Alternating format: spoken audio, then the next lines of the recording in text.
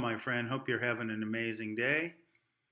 My hope is that by spending a few minutes with me today, that your rest of your day, or maybe as your tomorrow, will be that much more amazing.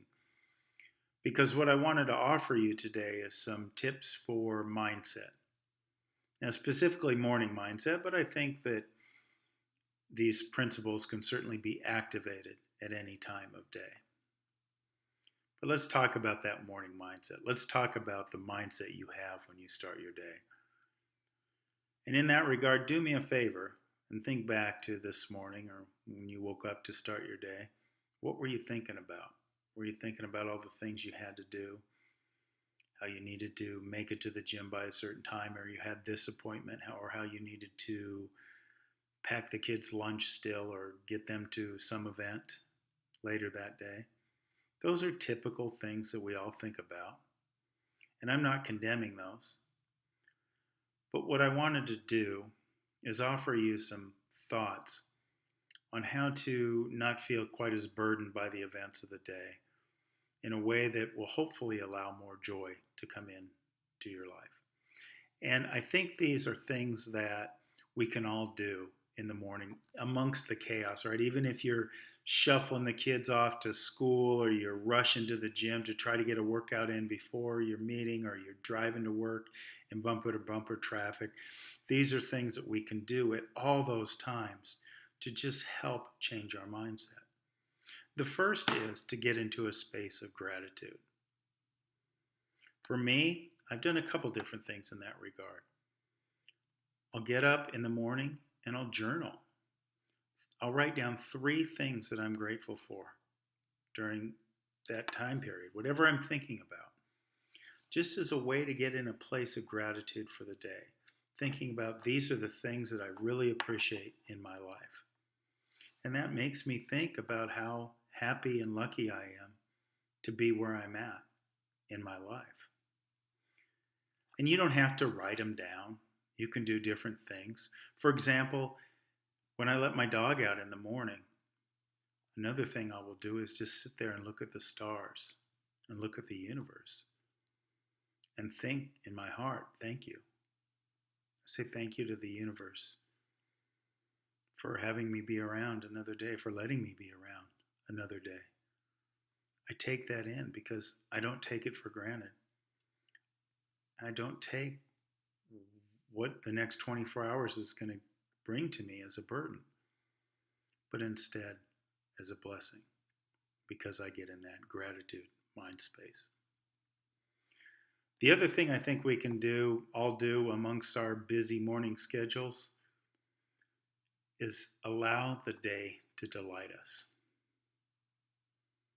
Allow the day to delight us. Now think about it. I asked you a few minutes ago, what were those first thoughts that came to your head in the morning? And I talked about maybe you're thinking about all those things you have to do. But how many times do you kind of script that day? You're going to have a meeting and it's going to be, you're going to have an office meeting and it's going to be painful. Or you're going to have lunch with Sally and Sally's going to complain about how she can't find a date and it's going to be so annoying.